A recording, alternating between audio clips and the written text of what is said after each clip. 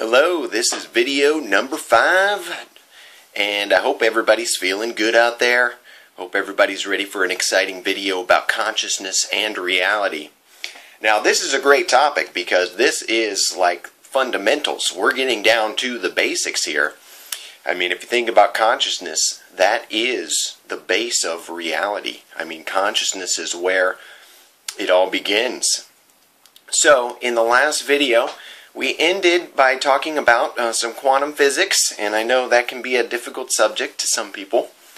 But basically, there's a very simple experiment called the double slit experiment, which shows that a particle of matter can be either a wave, a probability wave, you could call it a wave of spread out energy if you like, or it can be a discrete particle at a specific place in time and space. Okay, so it all depends on whether a consciousness is interacting with that, is gaining information about that particle. So like when we're looking around our world and we're seeing things, our brains are constantly being bombarded with this wave information of reality. And our brains process that and create the picture that we see of reality. So it's important to understand, and most people do, that we don't actually see reality as it is. What we see is a projection that our mind creates based on this wave particle information that's coming in all the time. And so, where does this information, this wave particle information of the physical universe come from? Well, we talked about in the last video, there's evidence for intelligent design at a universal scale, and what I talked about at the level of cells and DNA. So there must be a source consciousness, an intelligence, a mind that generates or guides that energy and information about the world. So I want to propose that the material world, the information, the energetic wave particles of matter are being generated and are being informed by the source consciousness. Now, the source consciousness is the source of all consciousness, all conscious beings, and all energy. So, your consciousness and my consciousness are like aspects, little pieces of the source consciousness. We're kind of like one near-death experiencer described it as we are atoms from the nucleus of the source. Okay? Now, the source is intelligent, it's aware, consciousness, just like we are. Okay, and if you think about it, you are also generating patterns of energy. Your thoughts, you generate your thoughts, and those are patterns of energy which your brain processes and then sends to conscious awareness. So, like a lot of scientists say that the brain is producing consciousness. Well, it's not exactly true. What is happening is that the brain is producing our conscious experience while we are in physical bodies. So it's a kind of a two-way input system. Your brain is processing the information from the physical world via your senses, and it's projecting that to consciousness. And then it's also processing the information from your conscious thoughts and emotional energy, which your consciousness is generating. It's processing that and transmitting that to your conscious awareness. So technically you could say our conscious awareness is being created by the brain, but it's not that our consciousness is being created by the brain. Our consciousness is being mediated by the brain. Okay, it's kind of like a TV set. So the TV set is receiving a signal from outside, and it's translating that signal and producing the picture and sound.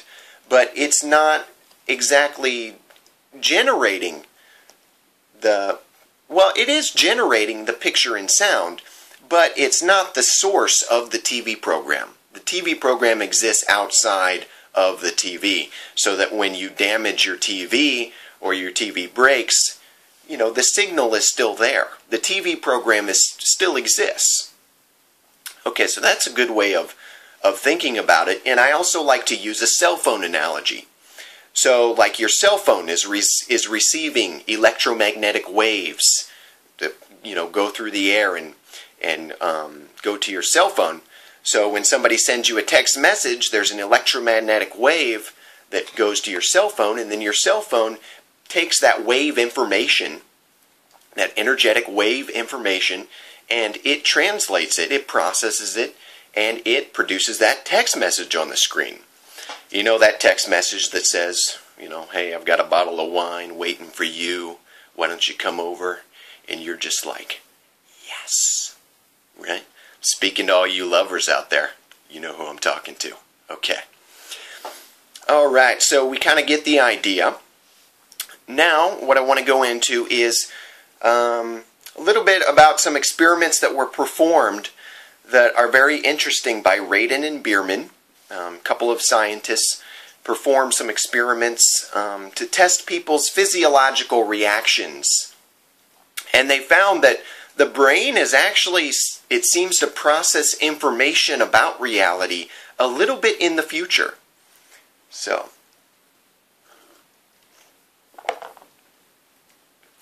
what they did was they would hook somebody's fingers up to measuring devices that could measure their skin conductance.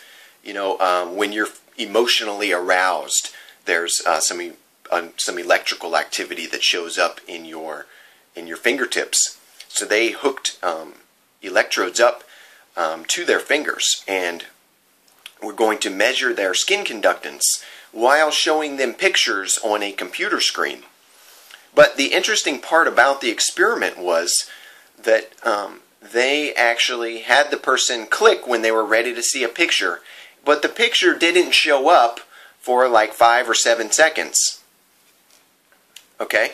And these could be, you know, emotionally arousing pictures, either like a scene of violence, or it could be, you know, pornographic, like something erotic. Okay? Both are going to be emotionally stimulating if you see that picture. Or they could be neutral pictures, you know, a glass of water sitting on a table, which is not really going to excite most people unless you're in a desert and you're really thirsty, right? But most of the laboratory people probably weren't dying of thirst, so they weren't going to be excited by that. And so the interesting thing, what they found was there was a spike in their skin conductance, their electrical activity, seconds before the picture actually showed up on the screen. Now, it didn't happen for neutral pictures. If the picture was going to be a neutral picture that showed up, they didn't see this picture spike in the electrical conductance. But if the picture that would later show up was emotionally arousing, then they saw this this spike, like the brain was preparing itself a few seconds before the picture ever showed up. Okay, so there seems to be this future input. The brain is processing this information a little bit in the future. And if you think about it, that makes sense, because what's going on here is that the brain needs to be ready to project that experience at the time it's happening. So, you know, like if I think a thought, if I think, oh, I want to raise my hand, and then a second later my hand goes up, you know, there's a time delay there. The brain has to process that thought and move all the nerves and everything to make my hand go up. Well, it makes more sense if it was actually processing that thought a little bit ahead of time, so that it was ready when it came to conscious awareness, when I was consciously aware of having that thought, that my brain was already ready and the hand was already starting to go up. So there's no time delay. And I think that's really, really cool. All right. Now we're going to go into, well, let's review what we've already talked about. So the brain, you could say it's downloading your conscious information, you know, your thoughts and emotions, and, you know, working the physical body to give you that conscious experience. And your consciousness is an aspect, a piece of the source consciousness, the originator of consciousness and all energy. Now, the source, since it does hold the information of all this reality, and it is generating, in fact, the information of all other dimensions. I mean, all things are connected to it. It is the source. You know, it has all information about the physical universe and contains all other individual consciousnesses. So the source, you could say, experiences everything. It is the all, okay? And it coordinates that experience. It coordinates everything together in a really magical way. Now, the brain acts more like a filter of consciousness and reality. So the brain is constantly being bombarded with information, most of which is being filtered out. So you're aware of this informational domain of the physical world. You're usually not aware of what's happening in other dimensions or what's happening in New York City when you're in LA. Okay? Your brain is focusing on your immediate surroundings. It's processing that information and the information of your conscious thoughts and emotions. But it is possible to bypass this filter and to access other information. Since we're all connected to the source, we could access information about what's happening in other dimensions or what's happening, you know, far away from us. Or we could even experience what it's like to be another conscious being. And so we're going to get into all that right now. Let's start with the consciousness of another. And this has been verified by researchers such as Stanislav Grof. He is a famous psychiatrist who is famous for working with altered states of consciousness. And that's where we bypass the filter. When you put somebody in an altered state of consciousness, such as you put them under hypnosis, or you go into a meditative state, or you're dreaming, that's where we have better psychic ability and better access to this larger reality that's out there. Okay, so I want to read from Grof about one of the experiences he reports in his book. And a great book, if you're interested in these types of experience, is called The Holotropic Mind, and that's by Grof. Okay, so let's go here to my book. Remember, these topics are covered in my book. If you want to learn more, I suggest reading Enter the Light. It's the book this series is based on. So, Grof had a client who went into an altered state of consciousness. And she says, let's see here, 172.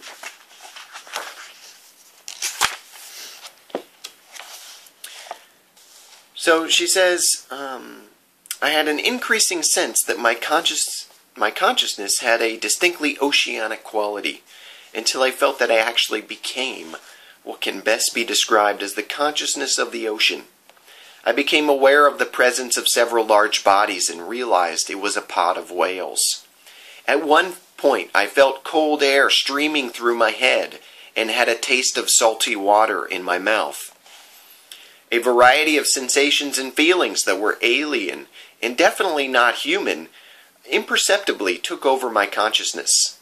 A new gigantic body image started to form out of the primordial connection to other large bodies around me, and I realized I had become one of them. So essentially, she has become a whale. She talks about the new strange sensations and feelings that were totally alien, but they were what a whale would experience, these sensations. Her consciousness is merging with that of a whale. She's experiencing a different aspect of the source consciousness, this whale's conscious. And really fascinating, she experiences how this whale gives birth. She says, I experienced my genitals in the most intimate way, with all the nuances of these birthing activities associated with profound visceral understanding of how whales give birth.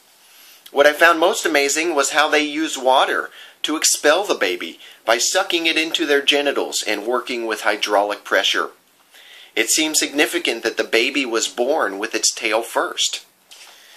And all of these things that she's talking about can be verified as, yes, that's really accurate, even if she never learned about that, through physical or through her studies. she is experiencing it firsthand, and that's the best way to get that kind of direct knowledge. So what I talk about in my book is, what I call this kind of thing is conscious entanglement. And that's a quantum physics term. When two particles are together and then you split them apart, they become what's called entangled. And what that means is they seem to have this connection between the two particles, so that if you measure one, you know what the measurement of the other should be. If one is spin up, the other should be measured spin down. They're like complementary aspects of one particle, it seems like. So they retain this connection between them instantaneously across time and space.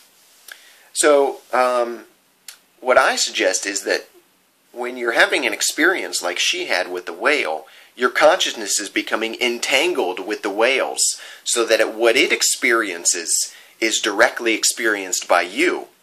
Now, you may also retain your aspect of consciousness and still can think in terms of being a human and evaluate the situation in terms of your prior knowledge and your consciousness. But at the same time, you are experiencing everything this other conscious being is experiencing.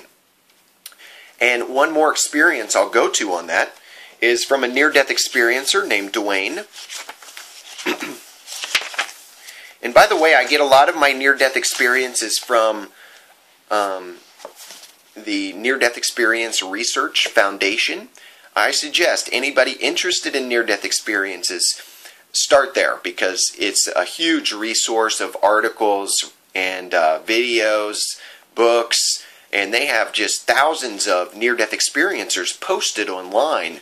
You can actually fill out a survey on their website if you've had an NDE, and they post them all in full text. So I really recommend, if you are interested in NDEs, go to nderf.org. And actually, that's where I got started. I started posting articles on that website. That's how I got started, and that gave me confidence and motivation to continue on this track. So I do thank Jeffrey Long and Jody for that very much, for posting my articles. Okay, so let's go to this near-death experience. He also experienced conscious entanglement, but this time it was with a human, one of his daughters. This was a man who went on a rafting trip with his daughters, and he fell in the water and drowned, and then he experienced himself outside of his body with this light being behind him.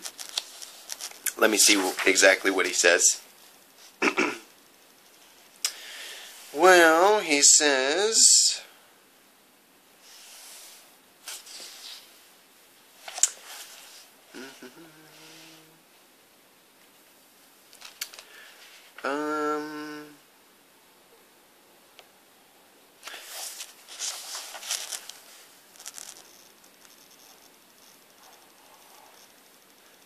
okay, well anyway, there was some being communicating to him while he was out of body and basically asking him to decide what to do at this point. So, does he want to go back into his body and live his physical life more, or does he want to, I guess, cross over, move to another dimension? Now, he doesn't really know what to do. This being is asking him this, and he's looking around, and he doesn't really know what to do. So finally, and I think the being probably assists this transition, he finds himself, he says, it was as if somebody took me and threw me inside of her eldest daughter who's trying to get help. He said, I saw from her eyes, heard with her ears, and understood all that she knew and felt at that moment, but was only a bystander in her world. This 12-year-old, faced with this terrible situation, was about as calm and logical as anyone could possibly be. Oh, my sister is okay now. She had also fallen from the raft and had been caught in the same undertow, but had a life jacket on, so was safe. And the other girls are okay too. Now I have to save my dad. These were her immediate thoughts, so he was experiencing her thoughts. And then he was introduced back out of his daughter's world. Once again, he heard a voice in his head that said, what do you want to do? And finally, he says, I understood I needed to choose between the icon before me of raising my daughters and the life I had so recently left, or this new existence and a life I knew was with my Heavenly Father, for I could feel His love emanating from a point up and to my left just behind me. Okay, so he's kind of giving, he's given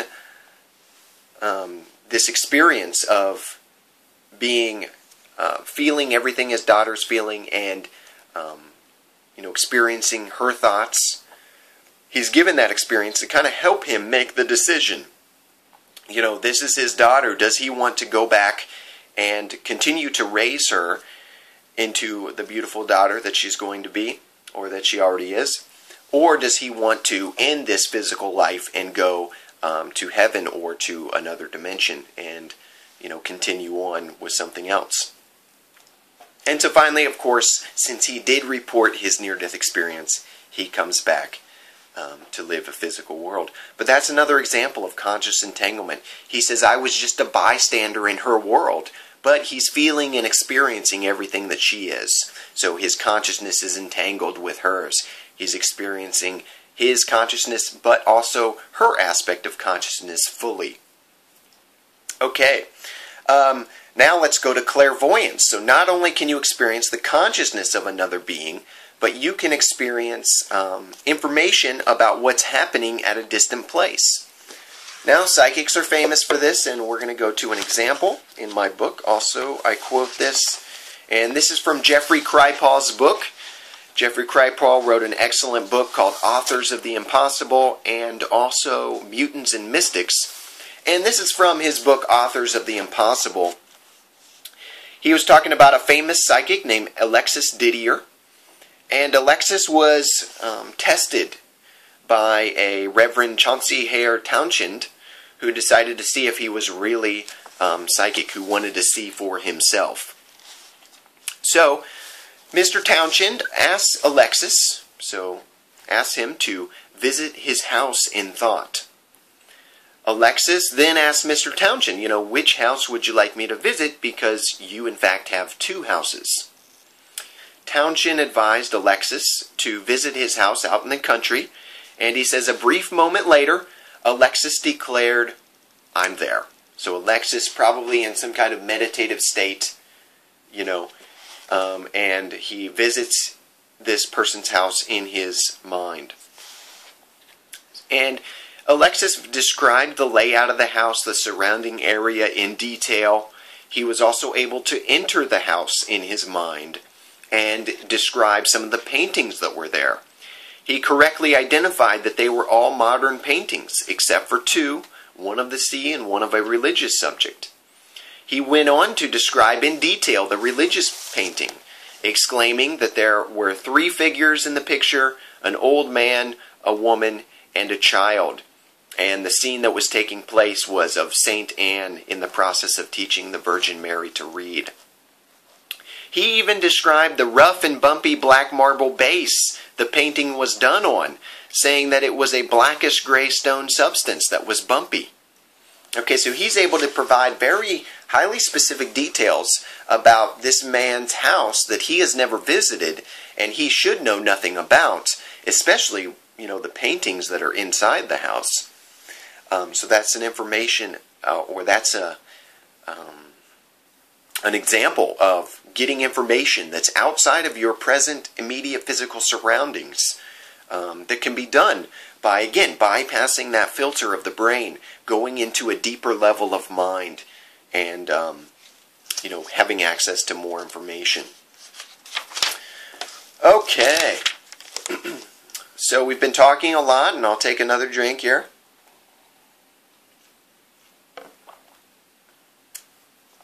So, if the source is in control, the source consciousness is in control, and our minds are connected to it, the source is directing the material world, directing the matter of the material world. It is the source of the, laws of nature, or the predictable patterns that we see.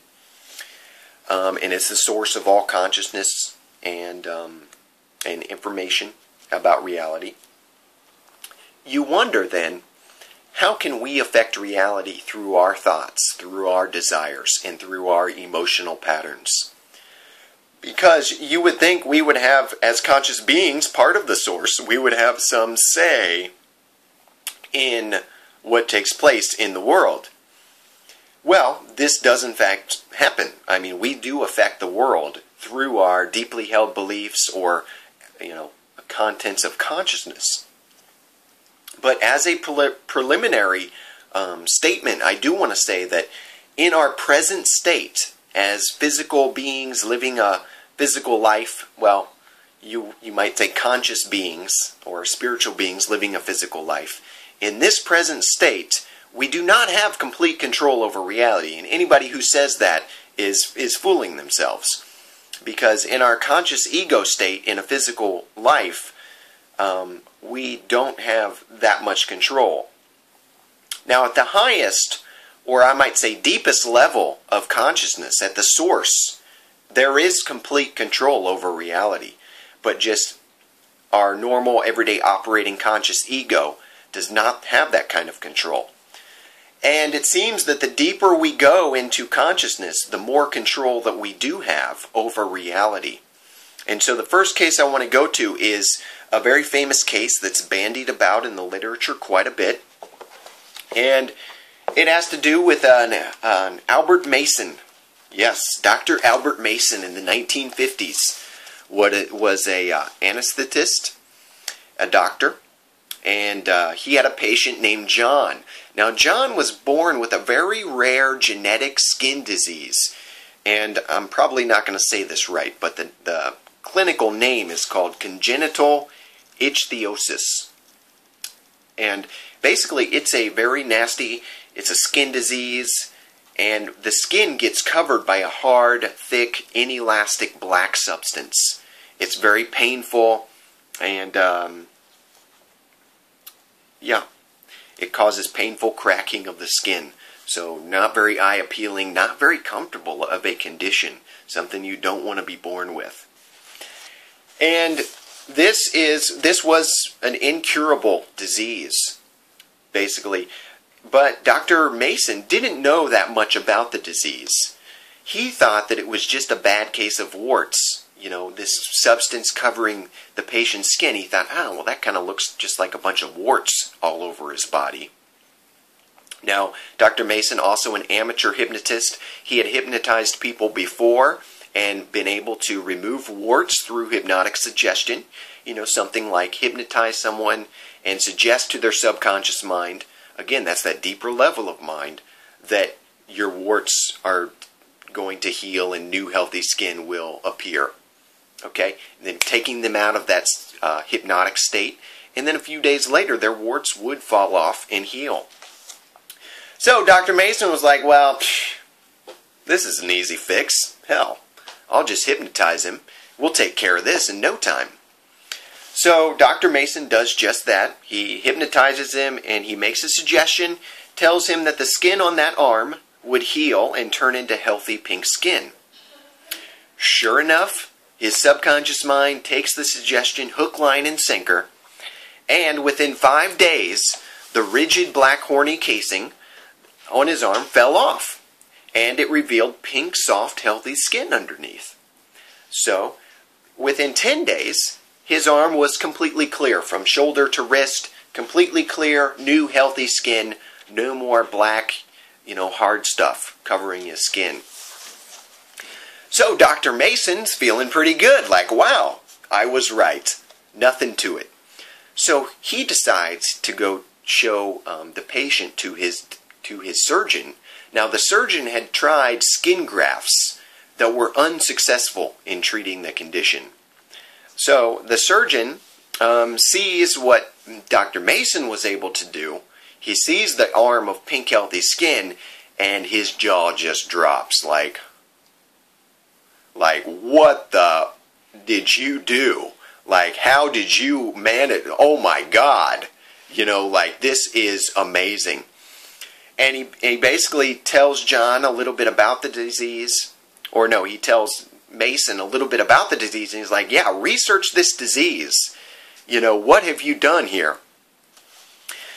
because Dr. Mason later found out that John's skin, this disease, meant that John's skin had no oil-forming glands that would enable its outer layers to flake off and renew themselves. No oil-forming glands that would allow new healthy pink skin to form. So basically, this was an impossible cure.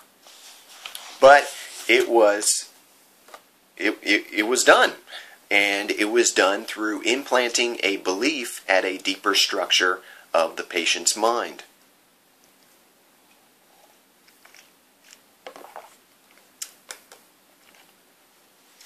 So, that shows that we do have some control over our experience of reality and how the physical world is. The physical world is and acts. Another good example of that is people who walk on hot coals or who walk on barely hardened molten lava. There are many tribes around the world who do this, and they believe, it's their cultural belief, very deeply ingrained cultural belief, that they will be protected by some spirits or some gods will protect them and they will not get burned. Okay? And they can walk on hot coals that if me or you walked on, because we don't have that deeply held cultural belief, we're raised in a scientific culture which teaches us that if we touch something hot, it's going to burn. Okay? If we do it, we're going to be in the hospital. We're going to be hurting really bad. But these tribes can do it because they believe very deeply in this spiritual protection. So again, our deeply held beliefs do have some control over, it seems, even the physical laws of reality. I mean, if you think about touching something hot, just the physical reaction, it should burn you. But there's something going on to bypass that, to alter that, due to a deeply held, subconscious belief. Okay. Let's see here. Also, I want to stress that this is at a deeper level of consciousness. If you just tell somebody consciously, well, you can touch that hot stove and it won't burn you, right? It's probably not going to work. Or if Albert Mason told his patient, your warts are going to fall off, or your, ichthyosis is going to heal, the patient, probably nothing would have happened. It's by going into those deeper levels, closer to the source, where we have the most control. We can also alter or attract situations and experiences, it seems, into our lives. And I'm going to go back to Grof for a minute, because Grof, Stanislav Grof, who we were talking about before, he describes in his books what's called a coex system. And this is a system of strong memories. And usually they have a strong emotional imprint. Okay? And the coex system will be a collection of experiences around the same theme. Okay? That usually has this strong emotional connection, whether it's a strong positive emotion or strong negative emotion. So it's a collection of collection of experiences around the same theme. Now, Grof describes how these coex systems, attract the same kinds of situations to us. It seems like there's repeating patterns in our lives. So, Grof gives some extreme examples that he encountered during his time in a psychiatric ward, such as one man named Peter. And Peter felt compelled to go and seek out sadomasochistic partners who would lock him in dark places and, do torturous things and, all kinds of negative stuff. But this was related to his underlying emotional complexes due to some memories that were brought up during therapy about, first of all, the brutality of the Nazis. He lived through a very brutal time with the Nazis.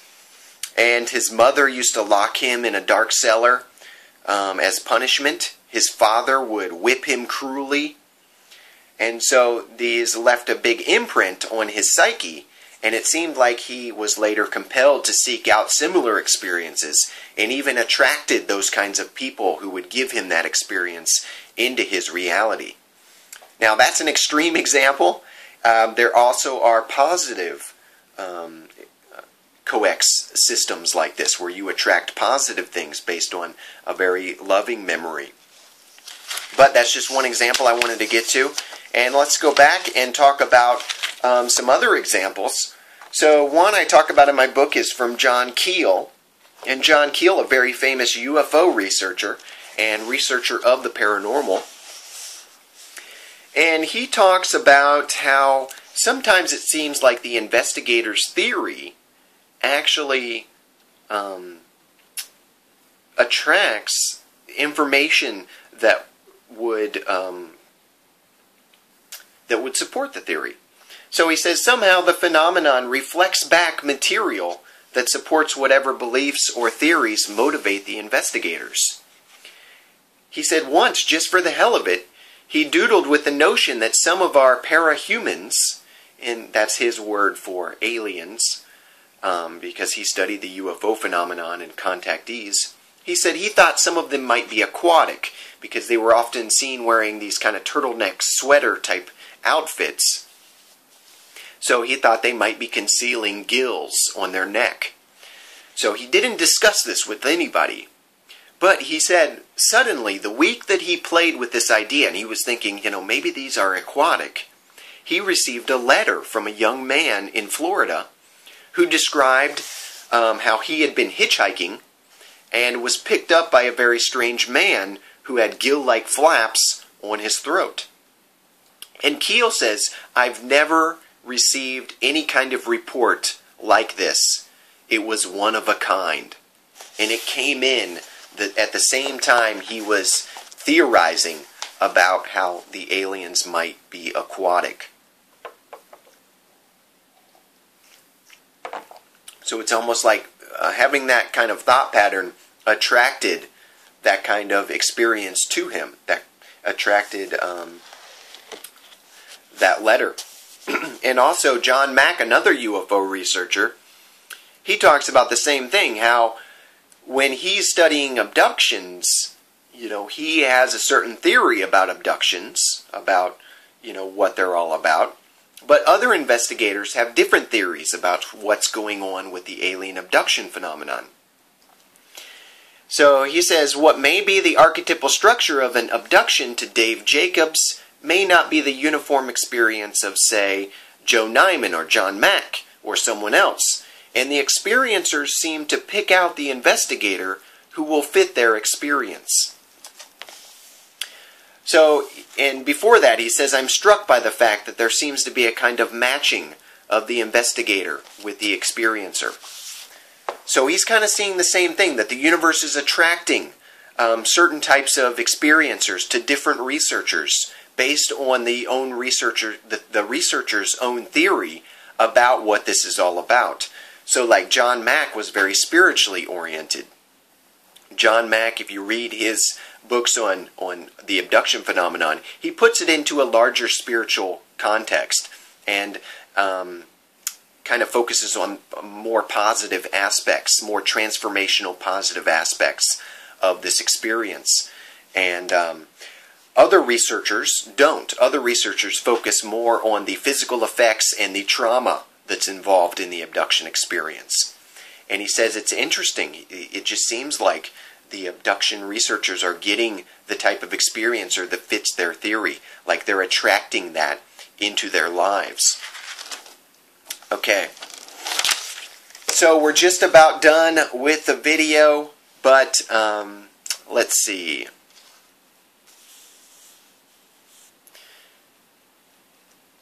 Yeah, I think we are just about done.